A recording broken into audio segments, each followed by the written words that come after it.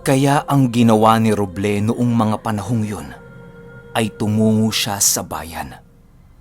Napakadali na lamang sa kanya na lakbayin ang nagsisitaasang bundok na kanyang dinaanan. Ilang oras lang ang lumipas ay nadako na siya sa bayan. Tinungo niya kaagad ang simbahan upang doon magpalipas ng gabi.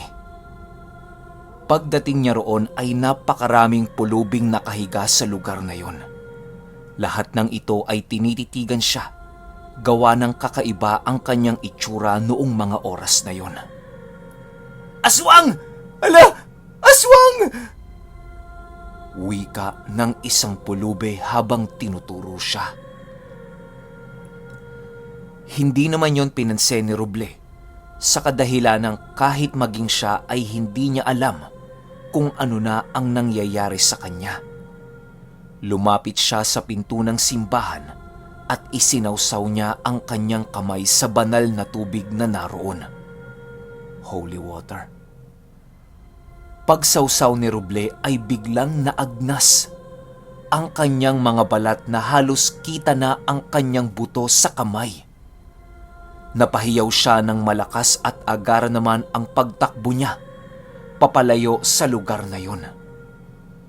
Ang ginawa ni Roble noong mga panahong yon ay tumungo sa talahiban upang doon na muna magpalipas ng gabi pansamantala. Babalik din naman siya bukas sa kanilang tahanan upang magpaliwanag sa kanyang ama. Alam niya kasing magagalit na yon sa kanya.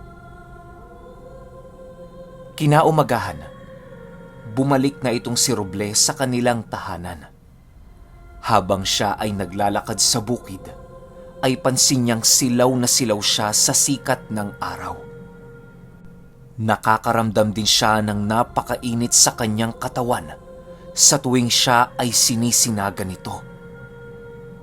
Nang makalagpas na siya sa unang bundok, ay grabeng pagod na ang kanyang naramdaman. Halos hindi na niya alam kung anong daan ang kanyang tatahakin upang makabalik sa kanilang tahanan. "Naliligaw na yata ako," wika ni Roble sa kanyang sarili. Ipinagpatuloy niya pa rin ang kanyang paglalakad kahit wala siyang kahit na anong ideya kung nasa ang lugar na katirik ang kanilang bahay. Ang nagsisilbing marka lang ni Roble para sa kanilang tahanan ay yung malaking parola. Kitang-kita niya sa bawat tuktok ng bundok ang napakalawak na lupain at karagatan. Pero kahit saan siyang dako tumingin, ay hindi niya pa rin nakikita ang parolang kanyang hinahanap. Nagtataka na rin itong si Roble, gawa ng ilang minuto niya lang itong tinakbo nung gabi. Tapos ngayon, pahirapan na ang kanyang pag-uwi. Hanggang sa sumapit ang hapon at doon na nga nag-iba ang paligid. Sa paglalakad ni Roble ay pansin niyang paunti-unting nagkakaroon ng usok sa kanyang dinaraanan. Tapos may mga uwak na nagsisihunihan. Binaliwala niya ito sa kadahilanang mas nakatuon ang kanyang wisyo sa pagbalik sa kanila. Nag-aalala na din kasi itong si Roble dahil alam niyang galit na ang kanyang ama noong mga panahong yon. Habang naglalakad siya doon, ay meron siyang napansing nakaupong matanda na nakatalukbong mula ulo hanggang paa. Sa tungkod naman ito ay merong uwak na nakapatong. Napakaitim ng talukbong ng matandang yon na halos hindi masipat ni Roble kung sino ang nilalang na yon. May naligaw. Saan ka pupunta, bata? Hindi mo ba alam ang hatian sa teritoryo ng lugar na ito? Tanong ng matanda. Sa pagsasalita nito, ay napagtanto ni Roble na isa yung babae. Tinitigan niya lamang ito at sumagot ng, Pasensya na ho, Ale. Makikiraan lang ho.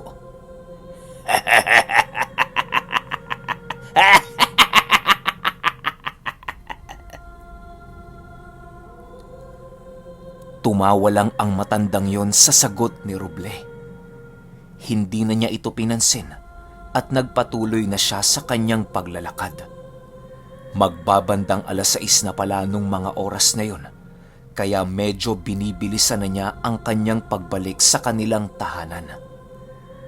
Nang nakalayo-layo na siya sa matandang yon, ay napansin niyang parang hindi siya nakakaalis sa lugar. Sa pagpapatuloy ng kanyang paglalakad, ay naroon pa rin ang matandang hukluban na nakaupo sa gilid ng talahiban. Paulit-ulit na ganon ang nangyayari kay Roble, hanggang sa hindi na niya ito matiis, kaya tinitigan niya ang matandang yon ng napakasama. Gulat na gulat ang matandang yon nang lumitaw ang kakaibang nilalang na nasa katauhan ni Roble. Biglang nanlisik ang mga mata nito na halos malaglag na. Sa pagkakaupo ang matandang yon, agad itong tumayo, tapos ikinumpas papaikot ang kanyang tungkod hanggang sa tuluyan na itong maglaho. Kasabay ng paglaho ng matandang yon ay ang pagkawala ng telang gumapos kay Roble sa lugar na yon. Matapos ang mga pangyayaring yon, ay nagpatuloy na ulit sa paglalakad itong si Roble. Sa bawat paglalim ng gabi, ay ang paggaan ng kanyang sarili na animoy isa na siyang papel ayon sa kanya. Bigla na ding tumalas ang kanyang pangamoy at paningin. Ay, ano kayang nangyayari sa akin? Wika nito sa kanyang sarili. Parang hindi alintana ni Roble sa kanyang pagtakbo ang mga matatalas na baging at mga sangang nakaharang sa daan. Nagpatuloy pa rin siya sa kanyang pagtakbo hanggang sa marating niya ang parolang kanyang hinahanap. Doon ay nasipat niya ang kanilang baryo na ibang-iba na ang itsura. Nakita niya na merong isang hukay na tapunan ng maraming bangkay, ang ginawa ng mga bagong nilalang na tumira sa baryong yon. Kitang-kita ni Roble, gawa ng napakatalas nga ng kanyang paningin. Nung alam niyang malapit na siya sa kanilang tahanan, ay tinitigan niya muna ang kanilang bahay. Pagsipat niya sa kanilang bahay, ay doon bumulaga sa kanya ang sira nilang bahay na animoy merong umataking nilalang sa kanyang mga magulang. Nang makita niya yon ay agad siyang tumakbo upang mas makita ito ng maigi.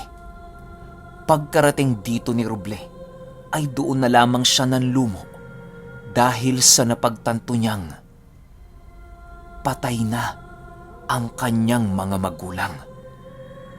Sa sobrang galit ni Roble sa mga nilalang na naroon sa kanilang baryong dating tinitirhan, ay sinugod niya ang mga yon.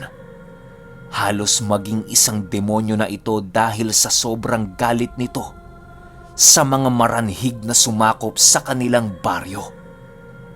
Pagkarating niya sa baryong yon, ay doon napatigil ang mga nilalang sa kanilang ginagawa. Doon ay nakita ni Roble na meron itong kinakatay na mga taong kanilang nadakip. Pagtingin dito ni Roble ay bigla siyang nakaramdam ng napakatinding gutom na ni minsan sa buong buhay niya ay hindi niya pa naranasan. Ang galit at puot sa puso ni Roble ay biglang naglaho dahil sa pagnanais nitong kumain ng tao. Naglalaway na din ito ng walang putol at kitang-kita sa kanyang mga mata ang kanyang pagnanais na kumain.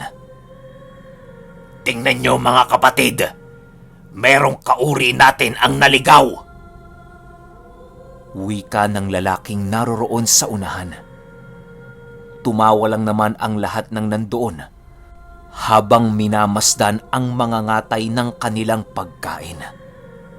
Si Roble noong mga panahong yon ay hindi talaga makatiis dahil para bang merong hayop sa kanyang katawan ang nagnanais ng sustansyang nanggagaling sa tao. Napapailing-iling lang si Roble noong mga oras na yon dahil sa paglaban sa kanyang nararamdaman.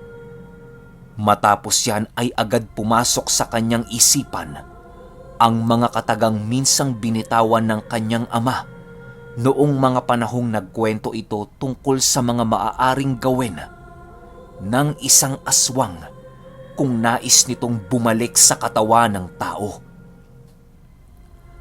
Tumakbo papalayo si Roble upang makaiwas na kumuha ng kahit na anong parte ng tao sa lugar na yon.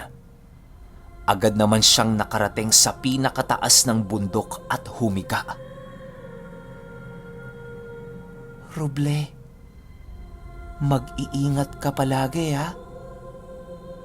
Wika ng kanyang ina sa kanyang isipan. Bigla na lamang napaiyak si Roble dahil sa pangungulila sa kanyang mga magulang. Isang araw niya lamang itong hindi nakita, tapos pagbalik niya ay wala na ang mga yon. Magmula nung mga araw na yon ay naging mahirap na para kay Roble ang mabuhay. Kahit sa ganoon niyang kalagayan ay pinipilit niya pa ring maging ordinaryong tao. Ang kanyang hayop na nadadakip tuwing gabi ay pilit niya pa rin yung lulutuin upang kainin. Sa paglao ng panahon ay nasanay naman ang kanyang sikmura. Nanirahan si Roble sa paanan ng bundok di kalayuan sa kanilang bahay. Mas gusto niya kasing mapag-isa sa kadahilanang natatakot siya na baka meron siyang mapatay na tao dahil sa kanyang pagnanais na matikman yun. Palagi niya na lamang iniisip ang kanyang pamilya upang kahit papaano'y magabayan pa siya ng mga ito kahit wala na ang kanyang mga magulang sa mundong kanyang kinagagalawan. Sa bawat paglipas ng gabi, ay pilit pa rin niyang binabalikan ang kanilang baryo upang alamin kung sino sa mga ito ang kumatay sa kanyang mga magulang. Labis-labis na lamang ang galit nito ni Roble dahil sila ang sumira sa pangarap niya para sa kanyang ama't ina. Wala namang nagsasabi ng katotohanan sa lugar na yon sa tuwing siya ay pumaparito. Umalis ka na, bata! Kung gusto mo, umanib ka na sa amin. Hayaan mo yung nanay at tatay mo dahil mga pagkain lang ang turing natin sa mga yan. Hindi natataas pa ang mga tao sa hayop. Wika ng pinuno ng mga maranhig. Sa itsura ng pinuno na yon, alam ni Roble na patay na yon maraming taon na ang lumipas. Ibang-iba kasi ang mga kasuotan ng mga ito na maikukumpara mo sa mga sinaunang tribo. Nakabahag lang ang mga yon tapos wala yung suot pang itaas. Tuwing umaga naman ay wala kang makikitang tao roon kung hindi ang mga luma lang na barong-barong. Sa tuwing umaga ay hinahanap ito ni Roble, pero ni isa sa mga yon ay hindi niya makita. Parang sumusuot sa lupa ang mga ito tuwing umaga. Alam mo, bata, ibang-iba ka sa amin. Isipin mo hindi ka patay tapos maranhig ka. Wika ng pinuno habang inaabutan siya ng karne.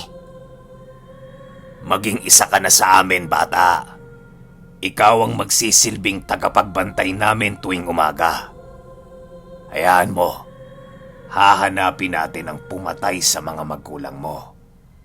Pero ngayon pa lamang, sinasabi ko na sa'yo na wala kaming napatay na mag-asawang nakatira sa tabi ng parola.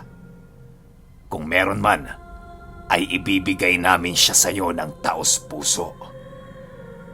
Dagdag pa ng mga ngatay. Matapos itong marinig ni Roble, ay napatigil siya sa pag-aangil. Napansin niya kasing nagsasabi ng totoo ang mga yon. Ganun ba? Eh kung hindi kayo, sino? Galit na tanong ni Roble. Alam mo, hindi lang maranhig ang nasa lugar na ito. Merong mga angka ng aswang na dito naninirahan. Barang, mga engkanto, at napakarami pang nilalang na ni minsan sa buong buhay mo ay hindi mo pa nakikita. Hayaan mong gabayan ka namin. Nasa dugo mo ang pagiging maranhig ni Alberto na siyang naging dahilan upang kupkuping ka namin bilang isa sa aming angkan. Alam naming masaya si Alberto sa kanyang ginawa upang ikaw ay kanyang mapaunlad. Wika ng pinuno. Hindi nakaimik si Roble noong mga panahong yon dahil sa pinagsasasabi ng pinuno ng mga maranhig. Nagpakilala naman ito sa kanya bilang si Marianito. Matapos nitong magpakilala kay Roble, ay agad namang nilisan ni Roble ang lugar na yon. Nakatatak sa isip ni Roble ang paghihigante sa kung sino mang aswang ang pumatay sa kanyang mga magulang. Pinag-iisipan niya rin kung makikianib siya sa mga maranhig na kanyang bagong kalahi. Matapos ang usapan ni Roble at ng bago niyang kalahi, ay bumalik ngayon sa nayon. Hahanap ito ng kanyang makakain sa gabi na yon. Ang tanging pagkain lang kasi ni Roble noong mga panahong yon ay mga manok lamang na buhay. Sinisilaban niya lamang ito tapos ilulublob sa mainit na tubig upang madaling matanggal ang mga balahibo nito. Tapos hindi na niya yon lulutuin. Ganon na ganon palagi ang estilo ng pagkain ni Roble noong mga panahong yon. Hanggang sa paglalakad niya sa nayon ay meron siyang nakasalubong na isang manggagamot. Alam ng manggagamot na yon, nakakaiba siya sa lahat dahil nakikita at naaamoy ng manggagamot na yon ang kanyang pagiging maranhig. Nang magkasalubong sila ay agad yung kumuha ng kanyang libreta upang mag-usal. Pag-usal ng manggagamot na yon ay para bang nabibingi si Roble. Tiningnan niya ito ng napakasama. Kasabay ng pagtitig niya ay ang paglabas ng kanyang anyong maranhig. Pagtingin naman dito ng manggagamot, ay bigla nitong dinukot ang kanyang latigong buntot sa kanyang tagiliran. Doon ay napaatras si Roble dahil kitang-kita niya ang buntot ng pagi na yon na merong mga matatalas na dulo. Animoy isang hampas lang nito sa kanya ay tsak putol ang anumang bahagi ng kanyang katawan na tatamaan nito. Anong ginagawa mo rito? Tanong sa kanya ng matanda. Bibili lang ho ako ng manok na aking kakainin. Hindi po ako pumapatay ng tao. Maniwala kayo. Isa lang din akong biktima ng nilalang na yon. Pagpapaliwanag ni Roble. Natatakot na din kasi siya sa matanda noong mga panahong yon, sa kadahilanang baka ikamatay niya ang anumang lalabas sa kanyang bibig na ikakagalit nung matanda. Dahan-dahan namang ibinaba ng matandang yon ang kanyang hawak-hawak na buntot ng pagi. Ganon ba? Sige, tutulungan kita. Doon ka na tumira sa akin para nang sa ganon ay maalis ko ang pagiging maranhig mo. Sagot naman ng matanda. Nakita rin kasi ng matandang yon ang katapatan ni Roble sa kanyang salita. Magmula noong gabing yon, ay kinupkup na siya ng isang manggagamot. Okay, hanggang dito pa lang yung nasisend sa atin. Pero ang angas. Isipin nyo aswang kinupkup ng manggagamot. Ano kayang mangyayari? Diba? Yun lang. Hanggang sa susunod na kwento. Salamat.